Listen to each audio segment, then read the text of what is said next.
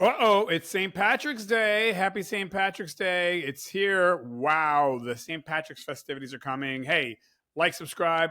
I'm Tony's Topics. Comment section below. Do you celebrate St. Patrick's Day? Well, my friends, although I'm Italian, I got a little Irish in me. I did a DNA test at 23andMe. No, what did I do? I did Ancestry. And I'm like 20-something percent Irish. I'm like, whoa. Who slept with who? I want to know. Okay, so, some fun facts about St. Patrick. Wow, the man behind St. Patty's Day, celebrated every year on March 17th. His life is actually more like, well, I don't know, more interesting than the green beer and the parades we see today. So, five fun facts. St. Patty's, here we go. Because I know that's what you came here for. Let's go. I can't see. Okay. Well, folks, I'm sorry. My Irish friends, Irish family. St. Patrick was not Irish. It's true. Patrick was born in Roma, in Britain, like modern day England or Wales, around the late 300s AD. So, he's Italian. So was the Roman Empire, part of Italy. How you doing? He was kidnapped as a teenager. So at about 16 years old, they kidnapped him. Why? I have no idea. Probably to put him in slavery. Irish raiders captured him and brought him to Ireland as a slave, where he worked as a shepherd.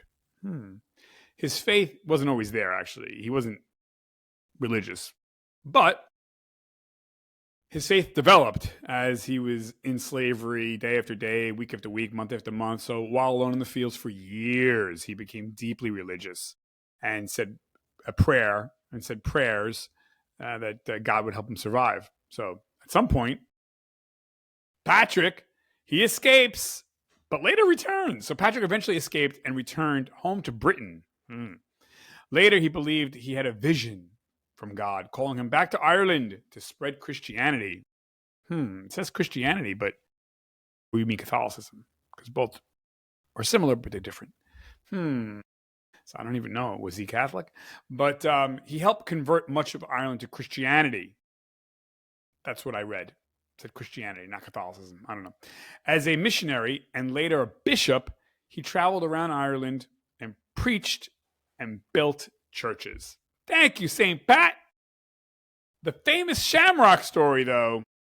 The legend says he used 3-leafed shamrock to explain Christianity, concept of the Trinity, the Father, Son, Holy Spirit, to Irish people. That's why he had the shamrock, the three flowers.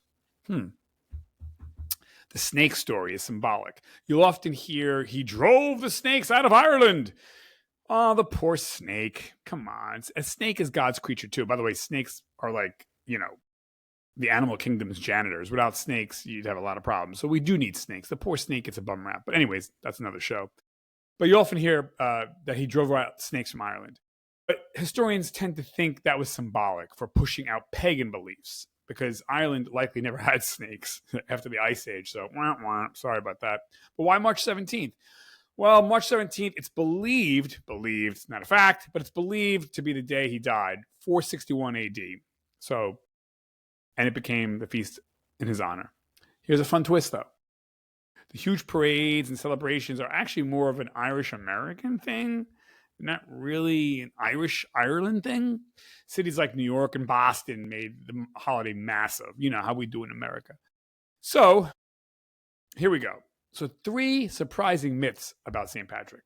The snake story we already talked about. The color associated with him was not green. Today, everything in St. Patrick's Day is green. But originally, St. Patrick was associated with the color blue. Who knew? Sometimes called St. Patrick's blue.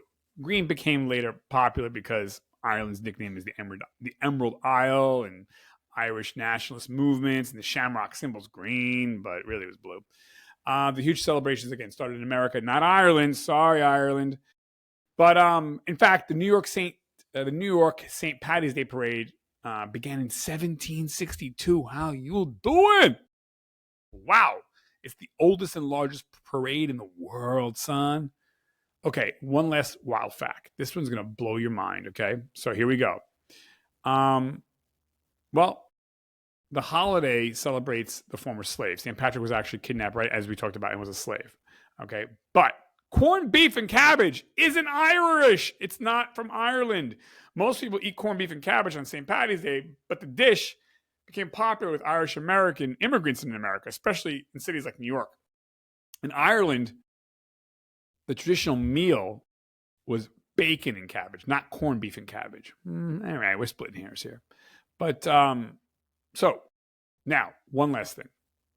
Fun one here, okay? St. Patrick, actually, St. Patrick was not ever, roll the tape, here we go. St. Patrick was never officially canonized by the Catholic Church as a saint. So St. Patrick was never officially canonized by the Catholic Church, through modern process at least. He's considered a saint because of tradition and early church recognition. St. Patrick was never officially canonized by the Catholic Church through the modern process. So he's not really a saint. That's okay. Hey, we're not going to. You're a saint. We love you. I say you're a saint. That's it. So there you go. St. Patrick's Day. What do you think? Comment section below. Hit the comments. You celebrate? What do you think of St. Patty's Day? Raise a toast.